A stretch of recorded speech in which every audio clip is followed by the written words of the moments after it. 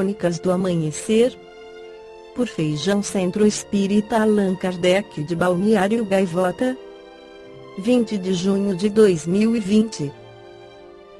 Coronavírus: as dicas do melhor professor do mundo para ensinar as crianças no isolamento.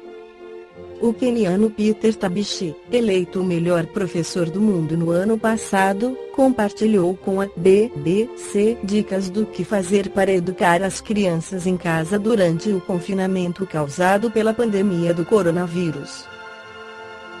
Segundo ele, é importante que os pais estabeleçam uma rotina para os filhos, sem esquecer de momentos para diversão. As crianças precisam de liberdade assim como de limites, diz Tabichi. Professor de ciências na zona rural do Quênia e membro da ordem religiosa franciscana, ele ganhou o Global Teacher Prize de 2019, conferido pela Fundação Varkey, organização de caridade dedicada à melhoria da educação para crianças carentes.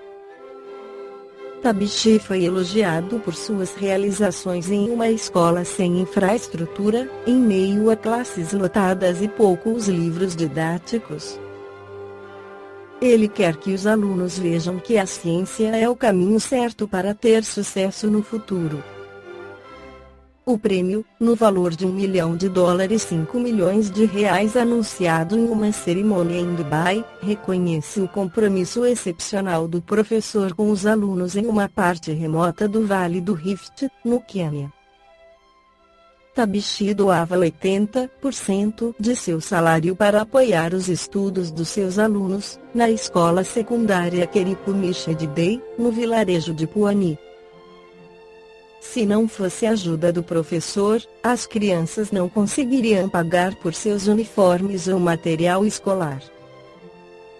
Ele venceu entre outros 10 mil indicados de 179 países, entre eles a brasileira Débora Garofalo, que ensina matérias de tecnologia em uma área carente de São Paulo.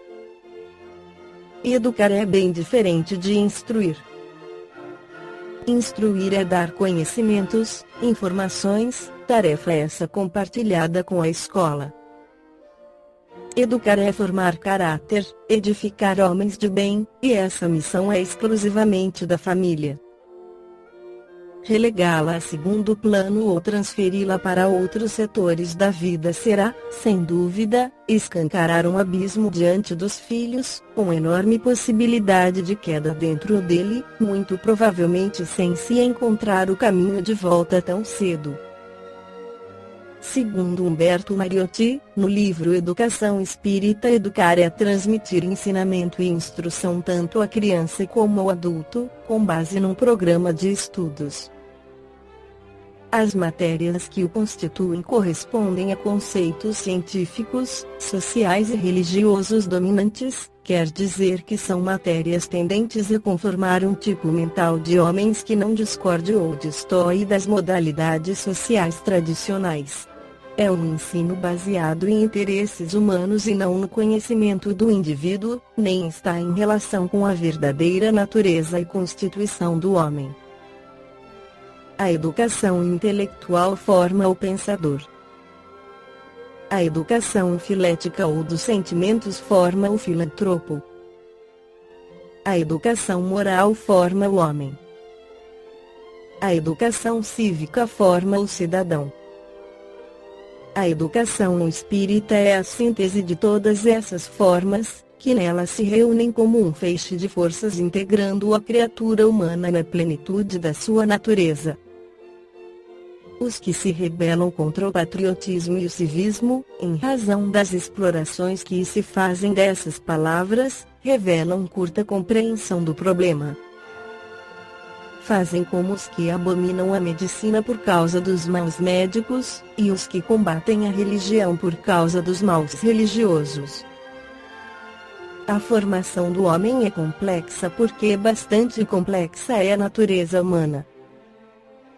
Por isso mesmo o estudo do espiritismo exige uma atitude arejada do interessado. O estudante deve encará-lo de mente aberta, livre de preconceitos e idiosincrasias. Sua chave é a lei de evolução, lei suprema que tudo dirige no universo. Como vimos acima, no campo da educação temos de encarar os fatos num encadeamento lógico. Sem isso não compreenderíamos as fases educacionais e sua correspondência com as fases da evolução espiritual do homem. Tudo se encadeia no universo, diz incessantemente o Livro dos Espíritos, na questão 540.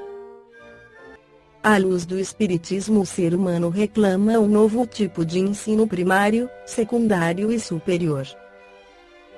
Os teóricos da filosofia espírita devem, pois, estruturar programas de ensino como seu respectivo desenvolvimento, produzindo ao mesmo tempo uma bibliografia renovadora que demonstrará o gênio pedagógico do kardecismo. Lembre-se que a pedagogia oficial será sempre inadequada para oferecer um ensino baseado na concepção espírita do ser. Basta pensar na posição antipalingenésica da mesma para compreendermos a distância em que se encontra do ensino espírita.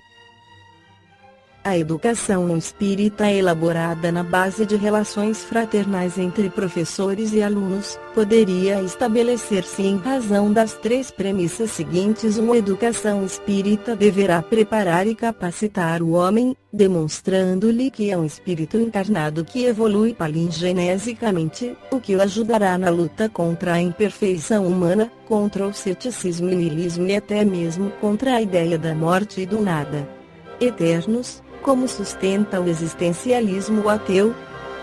2. A educação espírita capacitará o intelecto humano a compreender Deus e suas leis, assim como a mensagem evangélica e a personalidade de Jesus, com o mais amplo espírito filosófico, racional e científico, o que determinará no homem uma nova visão do seu destino metafísico e da história universal.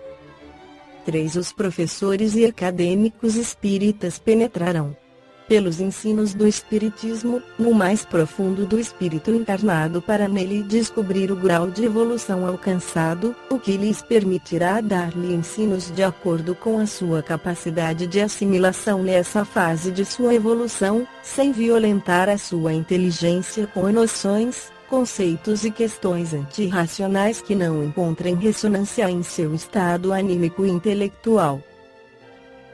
Esta foi a crônica do amanhecer de 20 de junho de 2020. Por Feijão Centro Espírita Allan Kardec de Balneário Gaivota. Que a paz esteja com todos.